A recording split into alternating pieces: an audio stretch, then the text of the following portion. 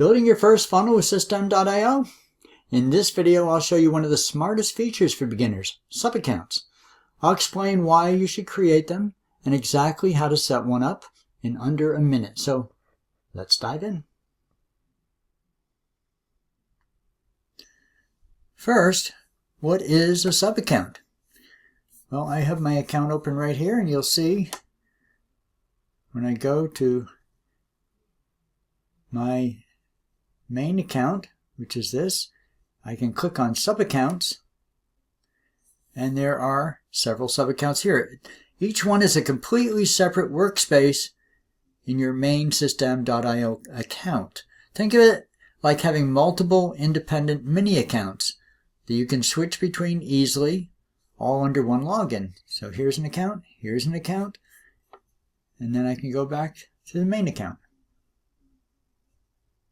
There's my sub-accounts. Now here's why this is a game changer for beginners. Here's why you benefit from using sub-accounts. First of all, you stay super organized. You keep different projects or niches completely separate. One sub-account for your main business, another one for a new idea or a side project.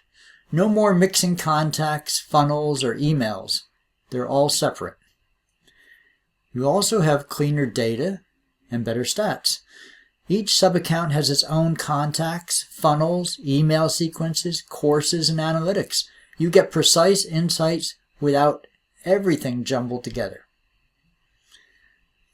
And of course, you can test without a risk. Now, this is a big one. You can try new funnels, new offers, or automations in a sub-account without affecting your main business. And you can scale it easily. Even on the free plan, you can create unlimited sub-accounts. Each one gets the same resource limits as your main plan. So, for instance, you can make 3 funnels and 10 steps in your free plan. Well, each sub-account can make its own 3 funnels and 10 steps too. So this is perfect for future agency work or multiple brands. It's also great for testing and building mock sales, lead funnels, anything you want. And remember that when you use a sub-account, it's like having a whole new account, so you don't have the restrictions of just your main account. Now let's look at some of the limitations of using sub-accounts. Well, there is a management overhead involved. Switching between many sub-accounts can get messy. There's no one-click duplication. You must manually copy everything over from your main account into one of your sub-accounts. That's because each sub-account is completely isolated. So while that's a good thing, it can also be more to manage because you're managing different accounts instead of just one. The conclusion really here is that it's great for 3 or 5 projects, even up to 10 projects, I would say.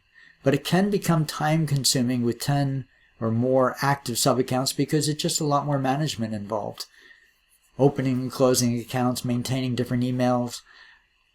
But that is not to stop you from using these accounts because they're really amazing and they can really give you a lot more punch in your business. So now let's create one together, and you can see how ridiculously easy this is. You log into your System.io dashboard like I have here. Click on your profile picture up at the right-hand corner. Select the sub-accounts from the menu. So here's my main account. But I can also click below here where it says sub-accounts. And again, you have 2 different sub-accounts here. This one says page copies, where I keep copies of pages, and this one is a test account. And again, one of the great benefits of using sub-accounts is you can test them. You can click the Create button in the upper right-hand corner. And in the pop-up, give your sub-account a clear name. Like, let's say, Book Launch. So you could name it Book Launch. Or eBook Launch, maybe. And then you can name the subdomain URL. So we'll call it booklaunch.system.io. And you can click Save. I won't save it because I'm not going to be using that account, but like I showed you before, I do have several accounts that are open. Once you click Save, you'll see a success message and your new sub-account appears in the list. To enter it, just click the 3 dots next to it and select Login in the sub-account. So you see the 3 dots here, and it says Log into sub-account, so I can log into the sub-account right here. Go down here, I can log into the sub-account right here. Or I can simply go up here and click under my main account, and you see my 2 sub-accounts right here. Just click on them and you'll go directly into them. So let's say the test account, I click there, and now I'm in my test sub-account. The dashboard refreshes. You're now inside your new workspace. You'll see the sub-account name near your profile picture always, so you always know where you are. Switching back to your main account is just as simple. You just come back here. Here's your sub-account test.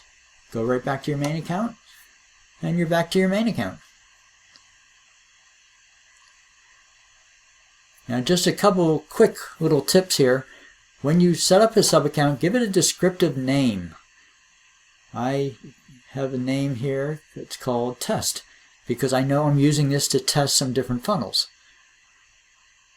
This one I call Page Copies, because I have copies of pages that I use intermittently, and I want to have them here so they don't take up all my space with my limitations on my main account.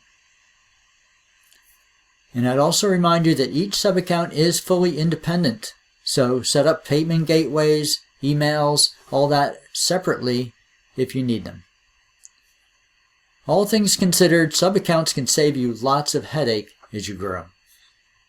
If you found this helpful, drop a like, subscribe, and comment with the word sub-account below so I know you like this video and want more System.io tutorials like this.